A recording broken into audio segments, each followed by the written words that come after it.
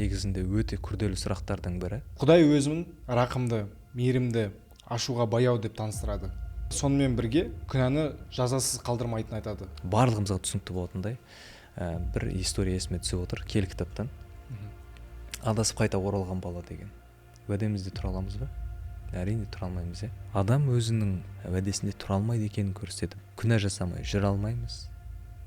Біз мысалға Таурат заңымен ғана өмір сүретін болсақ, бір ғана күнә жасайтын болсақ, біз бүкіл Таурат заңын барлығын бұзғанбыз деген сөз. Бұл ескі келісімді, мысалға біз Таурат заңын орындай алмайтынымызды Құдай біледі. Білгендіктен біз ешқашанда мақтана алмаймыз, өз күшімізбен құтқарылдық деп. Өйткені құтқарылу ол бізге берілген тегін сый. Сол тегін сый ол жаңа келісім, киелі қаны. Құдайдың, Иса Мәсіхтің бізге берген киелі қаны. Бұл жаңа келісім. Жауабыңызға рахмет.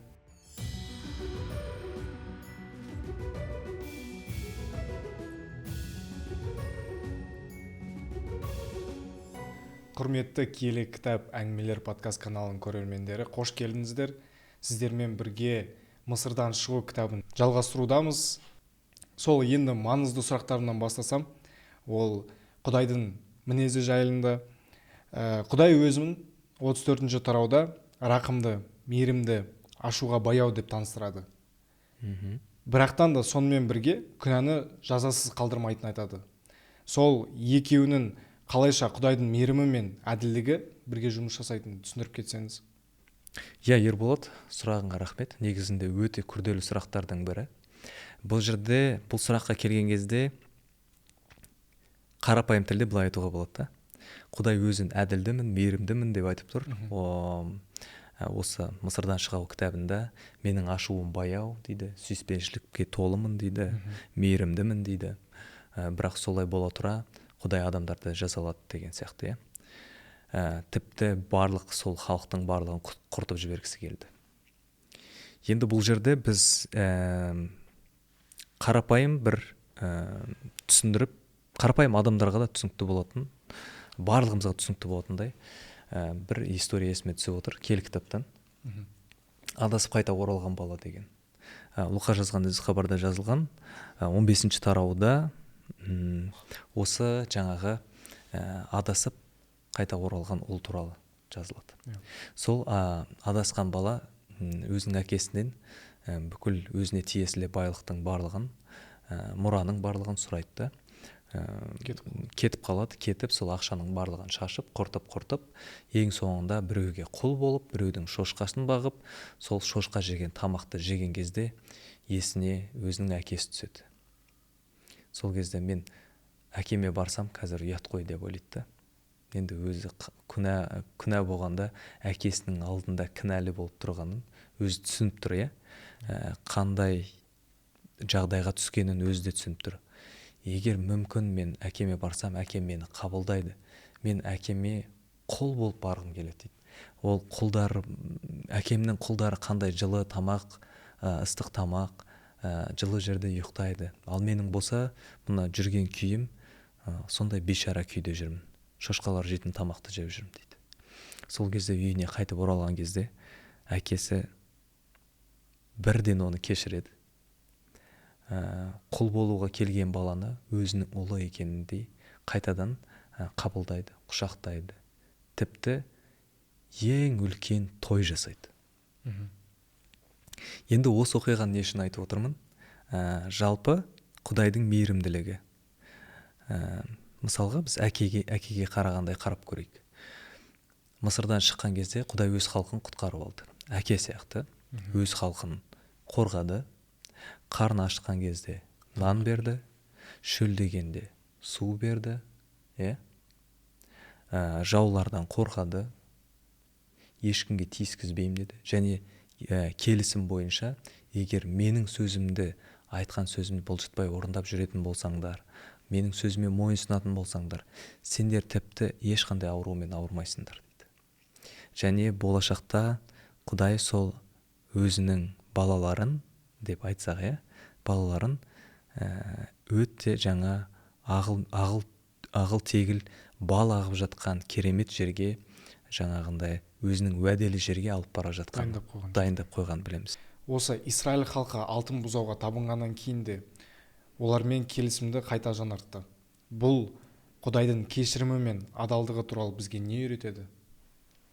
Енді бағана айтып кеткендей, біз адам тұрақсызбыз, ал Құдай тұрақты. Біз өзіміздің сөзімізде тұра алмаймыз. Тіпті Құдайға берген уәде емес, өзімізге уәде береміз ғой. Болды, бүгіннен бастап мен ерте тұрамын. Болды, бүгіннен бастап мен киелі кітап оқимын, Құдайдың сөзін оқимын, немесе мен өзгеремін. Бірақ уәдемізде тұра аламыз ба? Әрине тұра алмаймыз. Сол сияқты адам өзінің тұрақсыз екенін көрсетеді, адам өзінің уәдесінде тұра алмайды екенін көрсетеді. Бірақ Құдай ол берген уәдесінде қаншама әділетсіздік болып тұрса да, Құдай сол адамды, халықты кешіріп, өз уәдесінде тұрып, сол берген келісімін аяғына дейін орындайды. Жалпы біз Марқа жазған ісхабарды білеміз, жаңа келісім жайында жазылған. Енді мына жерде төгілген менің киелі қаным, бұл жаңа келісім деп. Амин. Бұл нені көрсетеді? Құдайдың өзінің уәдесінде тұратыны және Құдайдың сүйіспеншілігін көрсетеді. Бұл ескі келісімді, мысалға, біз Таурат заңын орындай алмайтынымызды Құдай біледі. Білгендіктен Құдай бізге сый берді, Иса Мәсіхті берді. Сол келісімді берді. Иса Мәсіхтің киелі қаны арқылы жаңа келісім, жаңа шарт пайда болды. Енді Құдай иені сүю, Құдайды сүю және маңайыңдағы адамды сүю. Сол арқылы біз ары қарай өмір сүре аламыз. Бұл не үшін керек? Жаңа келісім, бағана мен айтып кеткендей, біз өзіміздің сөзімізде тұра алмаймыз, күнә жасамай жүре алмаймыз. Біз мысалға Таурат заңымен ғана өмір сүретін болсақ, бір ғана күнә жасайтын болсақ, біз бүкіл Таурат заңын барлығын бұзғанбыз деген сөз. Біз ешқашанда мақтана алмаймыз, өз күшімізбен құтқарылдық деп. Өйткені құтқарылу ол бізге берілген тегін сый. Сол тегін сый ол жаңа келісім, киелі қаны, Құдайдың, Иса Мәсіхтің бізге берген киелі қаны. Бұл жаңа келісім. Жауабыңызға рахмет. Осы Мысырдан шығу кітабын оқыған кезімізде Мұсаның жүзі жарқырады дейді да. Мұса Құдаймен сөйлескеннен кейін оның жүзі жарқырады дейді. Құдаймен жақын қарым-қатынаста болғанда ішкі және сыртқы өміріміз қалай өзгере алады? Біріншіден, беттің жарқырағаны жайында сөйлесетін болсақ, енді бұл жерде Мұса пайғамбар Құдайды көргісі келгенін білеміз. Сол жерде Құдай айтады, мені сырттан, жай ғана сырттан бетіп көре аласың деп. Бірінші Құдаймен ұзақ уақыт болды ол. Сөйлесті, тыңдады. Екіншіден, сол Құдайдың кереметін көрді. Құдайдың кереметі болғаннан бұрын бұл жарық, жаңағы жарқырау, бет жүзі жарқырап жүрген Құдайдың қастерлі екенін көрсетеді. Яғни біз бір киелі екенін көрсетеді Құдайдың. Құдайдың соншалықты киелі екені, жай ғана оның көлеңкесін көрген адам беті солай жарқырап жүрді.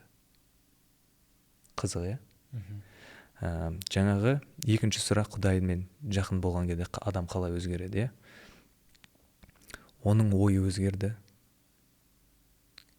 өмірге деген көзқарасы өзгерді, жүрегі өзгерді. Және сол туралы бір не бар? Луқа жазған ісхабарда 6-шы тарауда, сенің жүрегің неге толса, аузың соны айтады дейді. Аузыңнан сол шығады деген бар. Яғни Құдаймен бірге қарым-қатынас жасағаннан адамның бүкіл ойы, бет жүзі де көрініп тұрады. Оның беті жарқырап тұрды. Құдаймен бірге жақын қарым-қатынаста болған сайын сенің мінезің де, сенің жүрегің де өзгереді. Яғни сенің ақыл, сана, сезімің барлығында киелі кітапты оқу, немесе Құдайды жақын тану болатын болса, сол саған келген барлық информация сол сенен шығатын болады. Яғни сен адамдарды сүюді, адамдарды жақсы көруді, өтірік айтпауды, Құдайды қастерлеуді, соның барлығын оқу, сол нәрсені тыңдау, өміріңнің барлығы сондай нәрсеге толы болатын болса, сенің аузыңнан да сондай сөздер шығады. Яғни мейірімді сөздер, Құдайдың мейірімін алған адам, ол басқа адамға да мейірімді болады. Яғни Құдаймен жақын қарым-қатынастан адам өзгереді жақсы жаққа қарай. Және де осы 35-ші тарауда ерікті түрде беру туралы айтылады. Құдай шатырды салу үшін халықтан сыйлықты ерікті түрде әкелуді сұрады. Осы неліктен Құдай адамдардан мәжбүрлі түрде емес, ал шын жүректен қызметпен беруді қалайды? Жаңағы Мысырдан шығу 35-ші тарау 21-ші аятта. Жүрегін жаңағы қозғаған әркім, қалауымен келген. Құдай мәжбүрлемей, қалауың бойынша алып кел. Егер қаласаң алып кел деген сияқты. Құдайдың жалпы ешкімді қыспақтамайды, ешкімді мәжбүрлемейді. Ол жаңағы шынайы жүректен болу керек. Өйткені Құдай бізбен бірге қарым-қатынасты қалайды. Қарым-қатынас, сен енді былай қарапайым түсіндіреге, мен сені заставлять етіп, мәжбүрлеп, менімен сөйлес деп отырғыз қоя аламын ба? Жоқ. Менімен дос бол деп. Жоқ. Өйткені мысалға, сен мені шынайы жақсы көру керексің. Немесе құрметтеу керексің мысалға да. Мен саған бір нәрсені сұраған кезде, Ербол қалайсың? Сенмен бір жағдайлар сөйлесейік деп едім деп. Деген кезде сен шынайы жүрегіңмен мен тыңдап, сондай болатын болса, ол шынайы жаңағы қарым-қатынас. Бұл жерде біз бір история есіме түседі, киелі кітапта. Құдаймен байланысты, жаңағындай қарым-қатынасқа байланысты, қарым-қатынас емес. Білесің ғой, бір салық төлеген бір кісі келеді. Кішкентай ғана өзінде бар ақшасы, сол кішкентай ғана монетасын қойған кезде Иса Мәсіх не деп айтты? Бұл кісі өзінде ең көп берді дейді. Яғни ол кісі өзінен артылғанын берген жоқ, өзіндегі бар нәрсені берді. Құдайға мысалға кейбір кезде андай нәрселер бар. Ондық деген нәрсе бар, құрбандық деген нәрсе кейбір кезде қауымдарда. Ол құрбандық деген нәрсені Құдайдың саған міндетті түрде маған 10% өзіңнің жалақыңнан маған төлеу керексің деген міндет емес.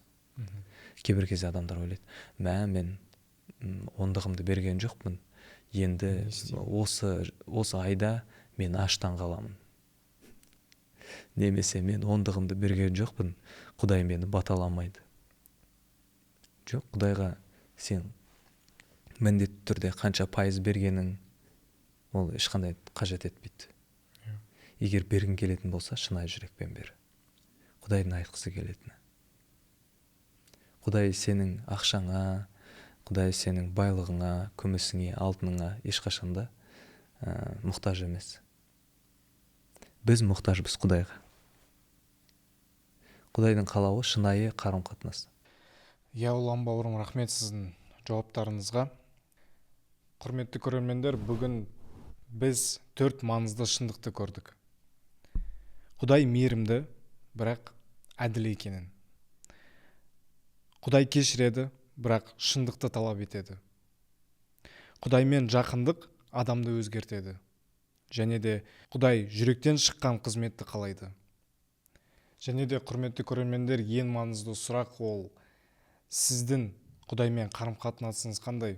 Өйткені Құдаймен қарым-қатынас ол тек қана білім емес, ол өмір. Сау болыңыздар.